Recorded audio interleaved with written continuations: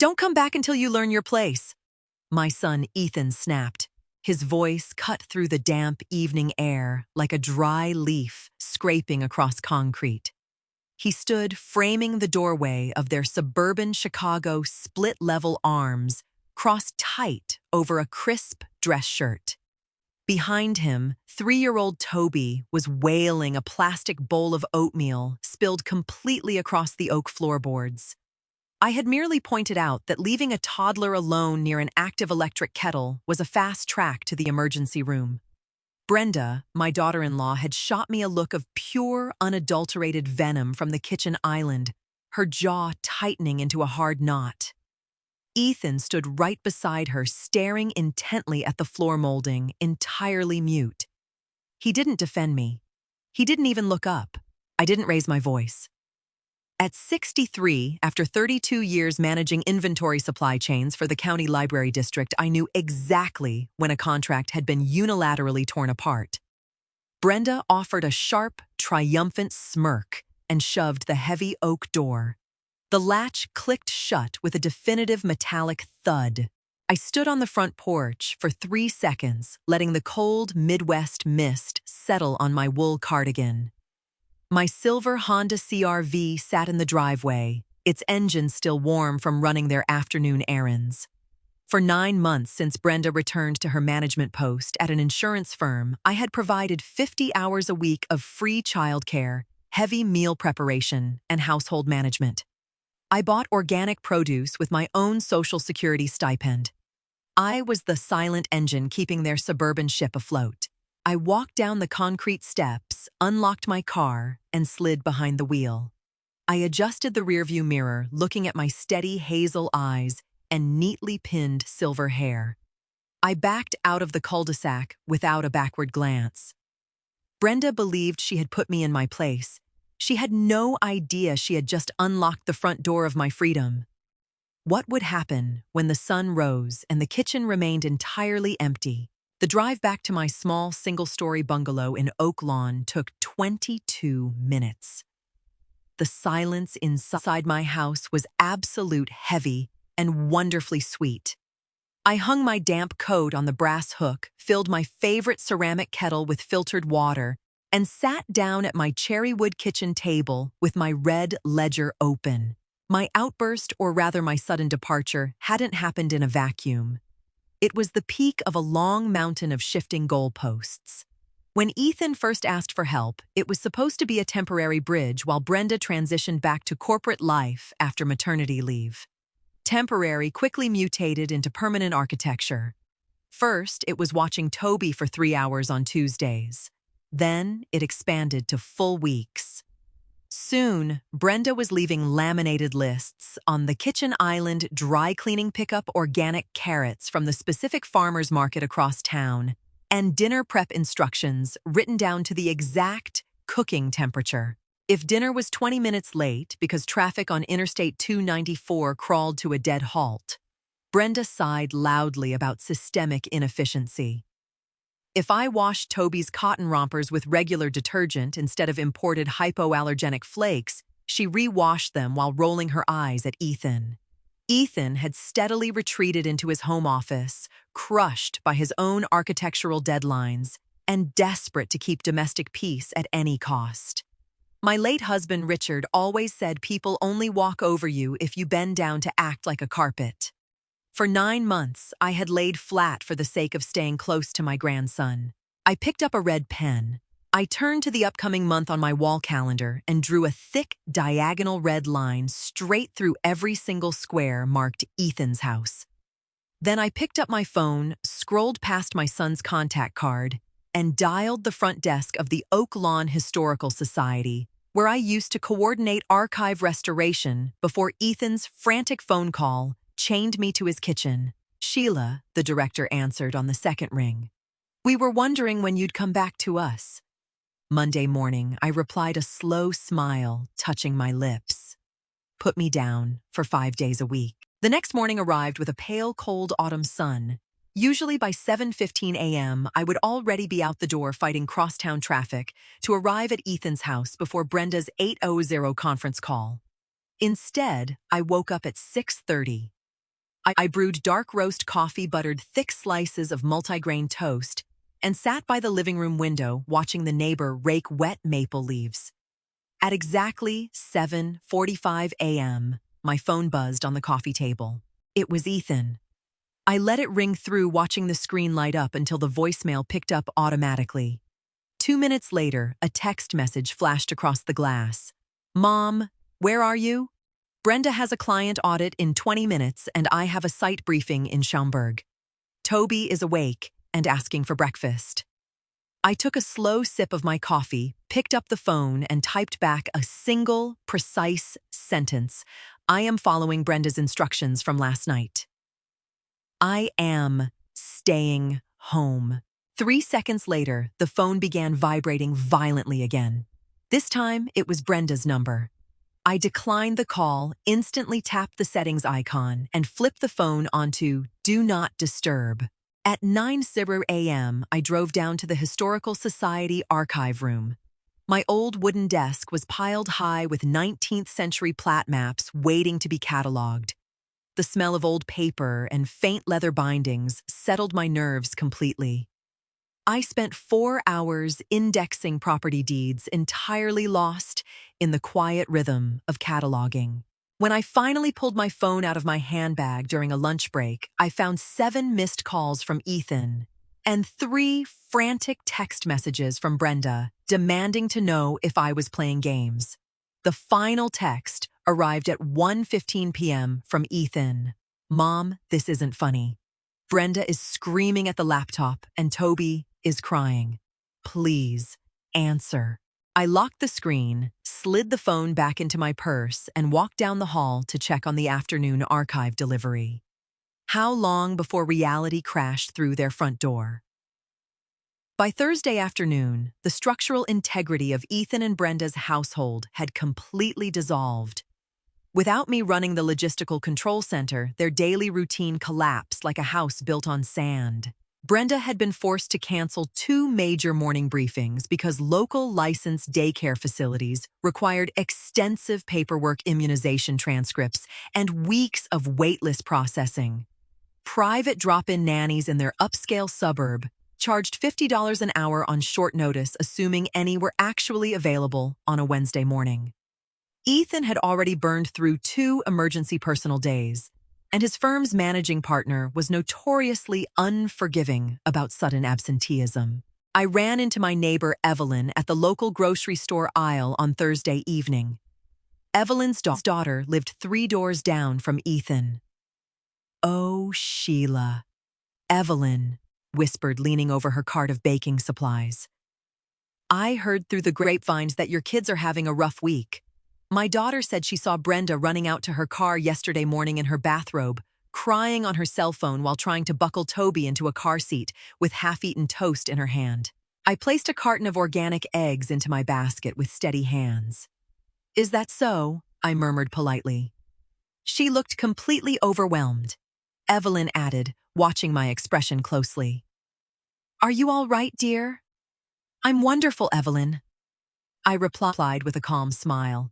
"Just catching up on some long-overdue personal projects at home." I paid for my groceries in cash, loaded them into my trunk, and drove back to my quiet bungalow. I didn't gloat, and I certainly didn't feel guilty.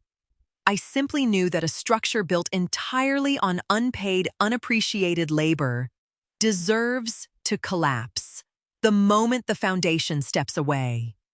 What would Ethan do when the weekend arrived and reality refused to negotiate? On Saturday morning at 9:00 a.m., a familiar silver sedan pulled into my driveway.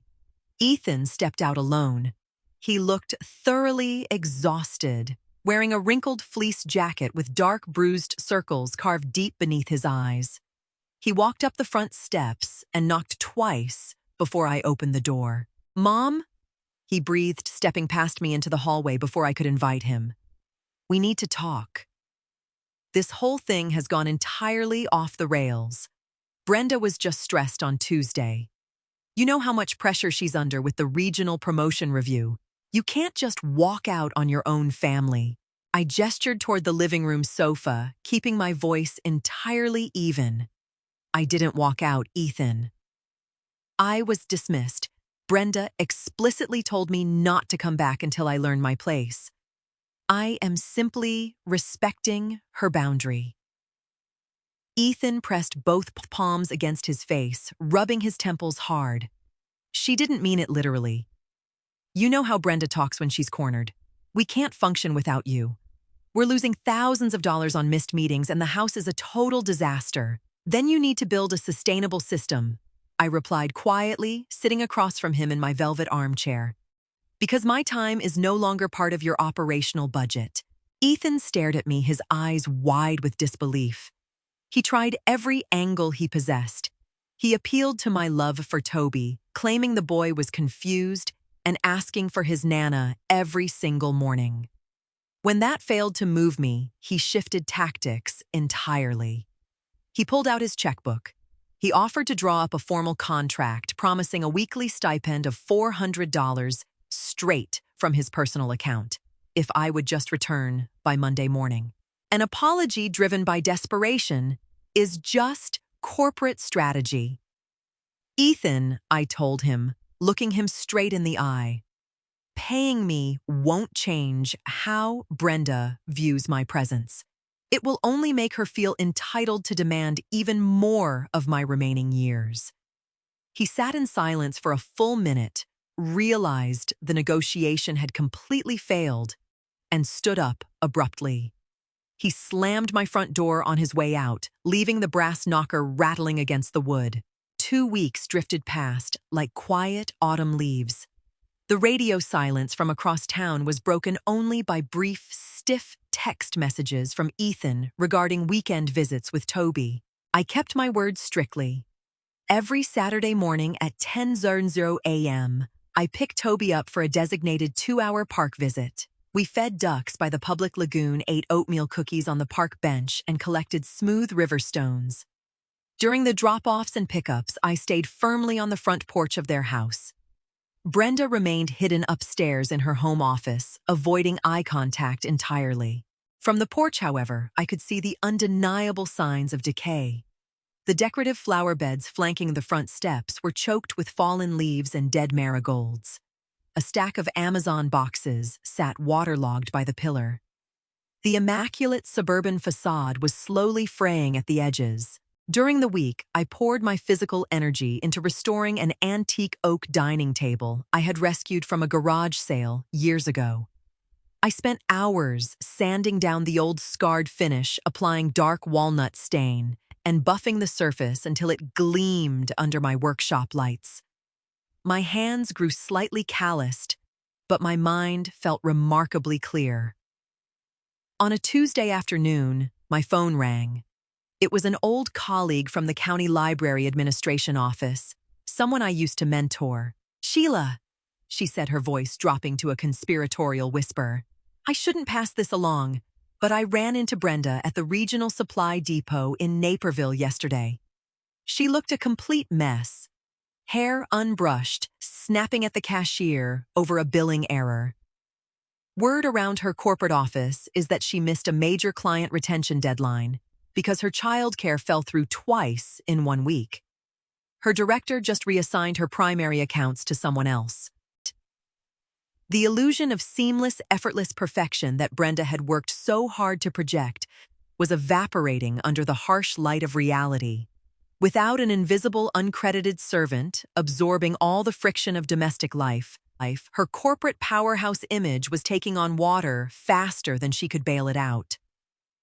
By the end of the 3rd week, the pressure cooker in Ethan's household blew its lid completely. Ethan called me late on a Thursday evening. His voice sounded hollow, stripped of all its usual corporate polish. He confessed that they had finally hired a licensed nanny agency, but the monthly agency fees were nearly $2,500, consuming almost all of Brenda's reduced take-home pay.